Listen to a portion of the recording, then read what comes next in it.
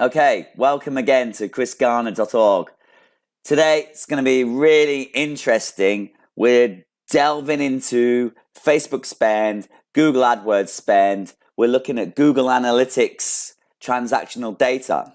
Now, just for the record, the advertisers this is aimed at is typically advertisers who are spending between $1 million and $3 million a year on digital marketing, and don't have an attribution model set up other than through Google Analytics.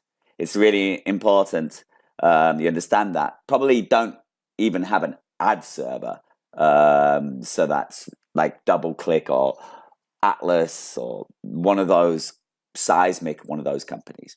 Anyway, this is really important to understand this because if you read the data, about 90% of all new digital media spend is in either Facebook advertising or Google. Now, I'm seeing that about 70% of my budget is now going to Facebook and 30% going to Google Analytics and not much room for anything else.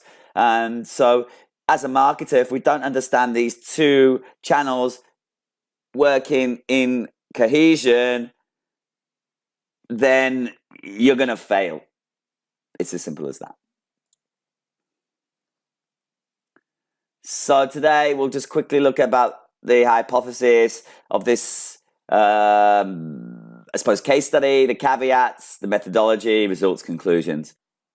There are plenty of reasons why you shouldn't let Facebook mark its own homework, i.e. use Facebook data as a true source of revenue and sales. Not only is it not deduplicating against any other source, and 90% of it is mobile, there are reports like this in ad news where Facebook's audience in certain demographics and certain reach are more than there are Australian citizens in that demographic, according to the Australian Bureau of Statistics, which have done a census in 2016.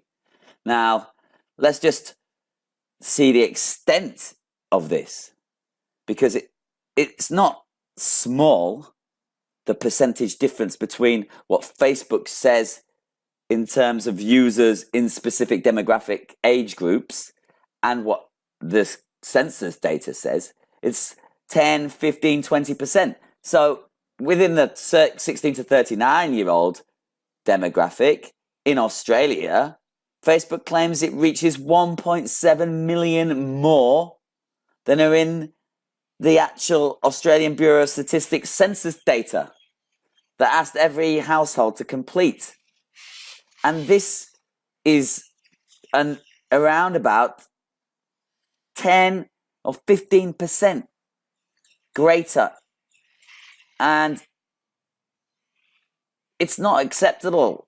So I really warn you off using Facebook CPA data as a measurement metric of any value.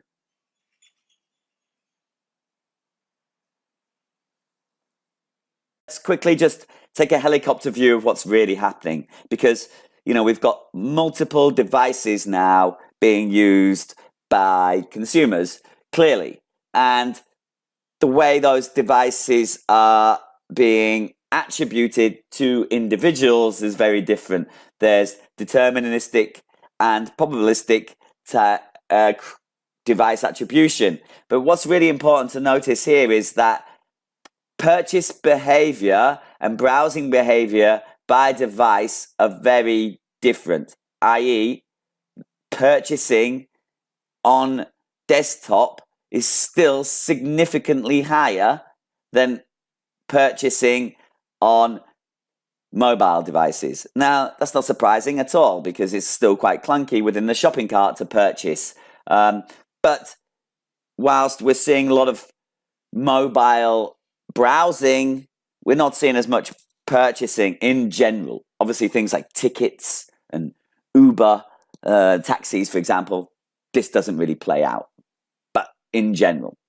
Now, Another thing that's worth noting is, and again I'm seeing this, is that Facebook inventory is almost 90% on mobile. So if you want to drill down on your Facebook, you can suddenly look how many clicks or impressions are on each device, time of day, etc. But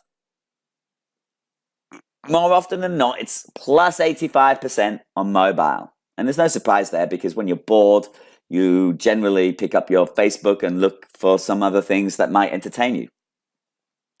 So, we've talked about these multiple devices, and again, across the whole of Asia, API have released this data that shows the number of devices in general is, in Australia, 59% of people have got 4+ devices. So measurement across these devices is tricky because, a one click on one device to Google Analytics versus one click on a desktop device is the same user, but actually Google Analytics is going to count that as 2. And I'm going to go into that later in a lot more detail, but it's really important that you understand that users are using multiple devices.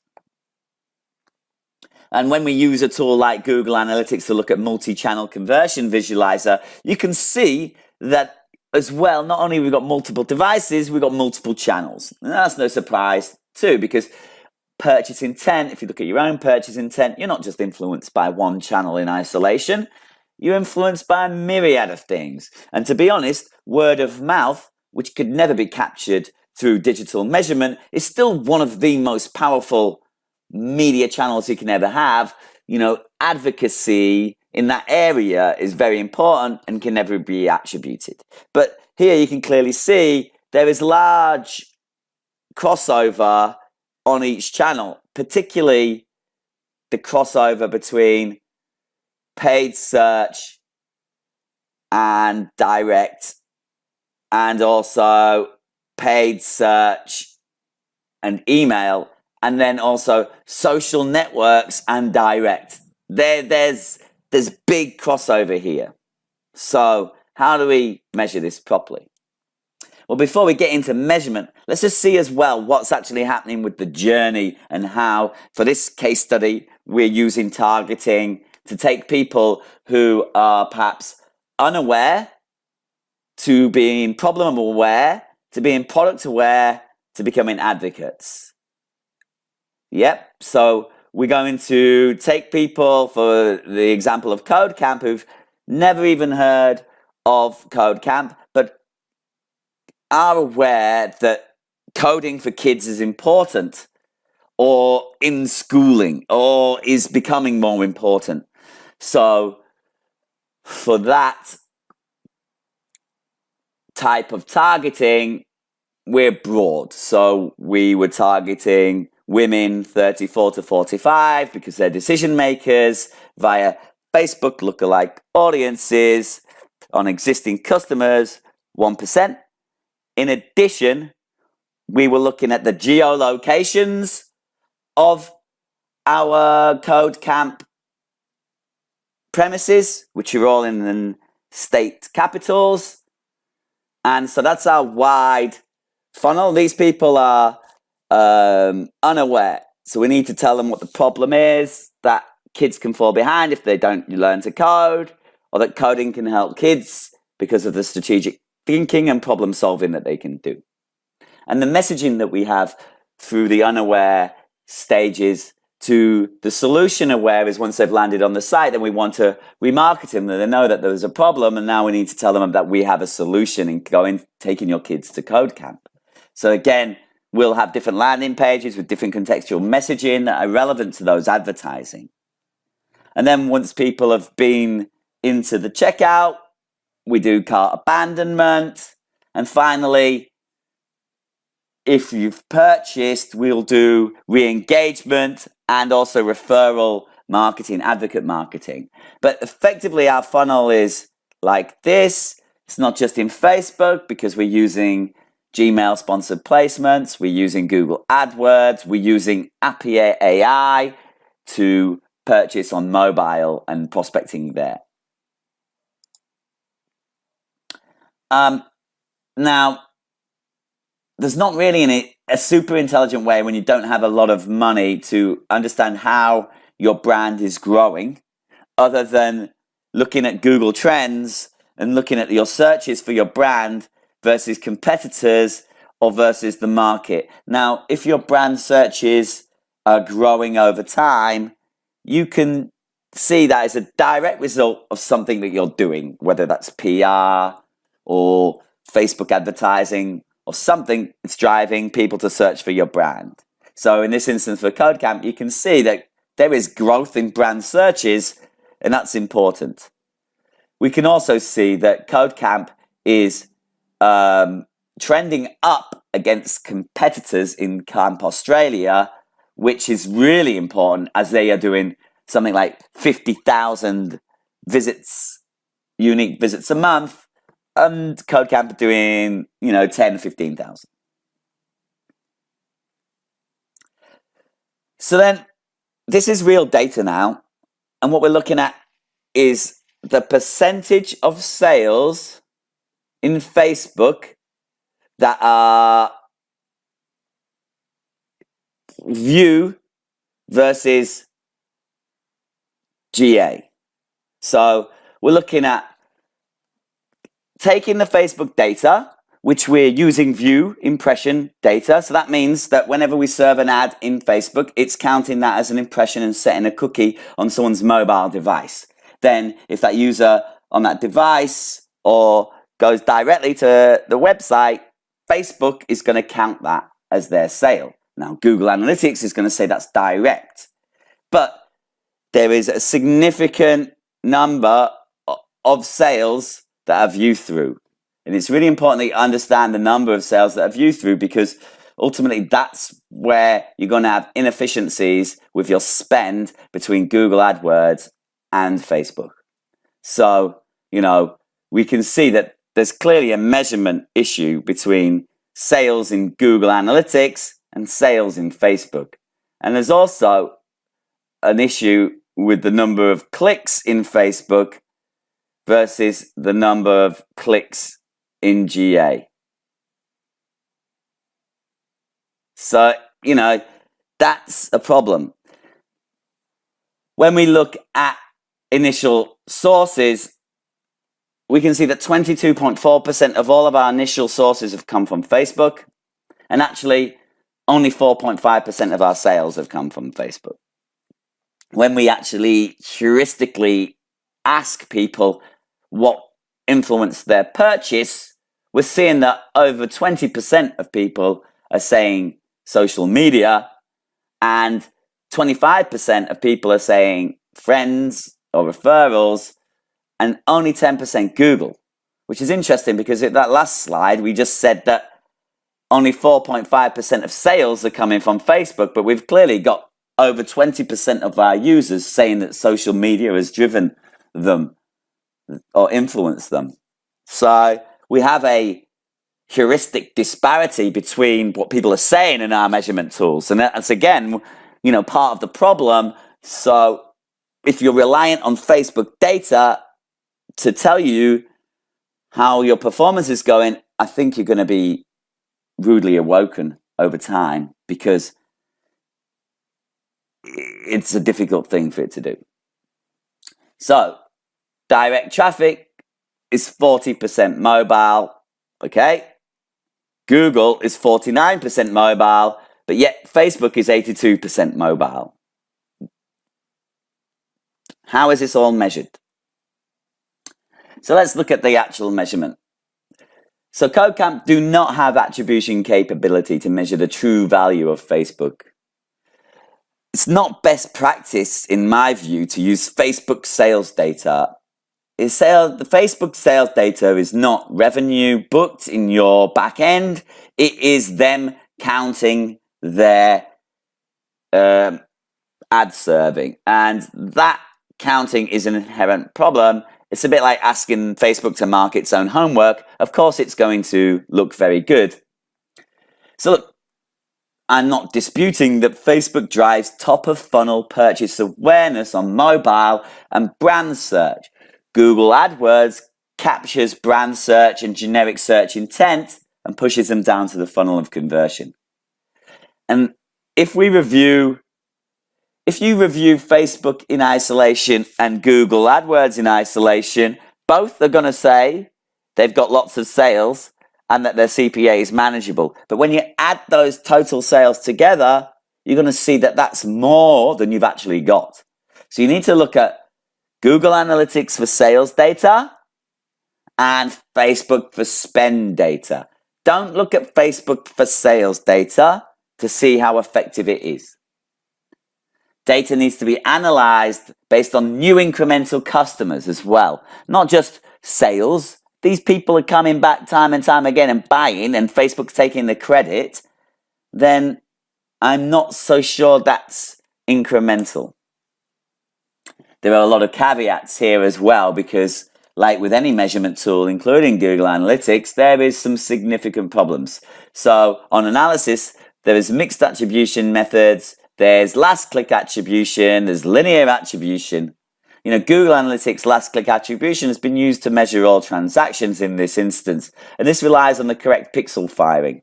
Facebook referral sales are included via Google Analytics. This should be removed, but it represents small numbers. The methodology is we're comparing Facebook sales data with Google Analytics Facebook sales data. We're using Google Analytics data for transactions, and there are small outliers. So these are the results. When we look at Facebook sales data in Google Analytics and add it to Google AdWords sales data, and then we look at the spends, we can see what our overall CPA is blended together. And we're seeing here it's rising, but it's around $35 to $40.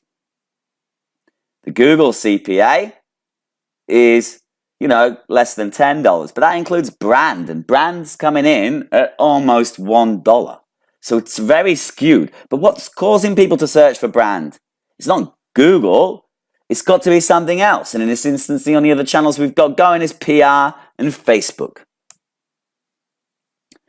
So when we look at Facebook CPA in isolation, just using Google Analytics, it's $300. Right? That is not manageable. But when we blend it and we look in Facebook using their data with their view through impressions, it's $35. There's 10 times a 10x disparity between these numbers. If you were CFO of a company and you were building a funnel or a marketing channel and spend on this data alone, you would probably have a few sleepless nights. So let's boil it down. What can we measure? What we can measure in Facebook is our CPM costs. It's, the cost and the number of impressions. Again, we can see that this is rising over time. Don't expect that to change anytime soon. Google AdWords CPC and Facebook CPM are all increasing over time, just like the stock market. So let's look at Google CPC. It's a manageable cost. It's obviously increasing, just like I said. It's less than $1. So what can we glean from this? Is that when we look at Facebook and we compare it to Google Analytics, we can see that Facebook overreports by 574%. So we recommend don't use Facebook to measure sales. Don't look at the CPA in Facebook in isolation. Do understand whether you're measuring view through impressions or not, and do break that out in Facebook. And there's a lot of easy ways to do that. And if you want to know more, I'll put a few links in this too. But also that you've got to look at Facebook CPA in Google Analytics and look at Google AdWords in Analytics and blend the two together, because brand is skewing the data significantly, and brand is not driven by Google AdWords. Brand search is driven by display marketing or advocacy marketing or PR. And so it's really important to keep on analyzing this repeatedly. And it's not an easy to get your CFO or your CMO's head round. Again, if you've got any questions about this, feel free to get back to us.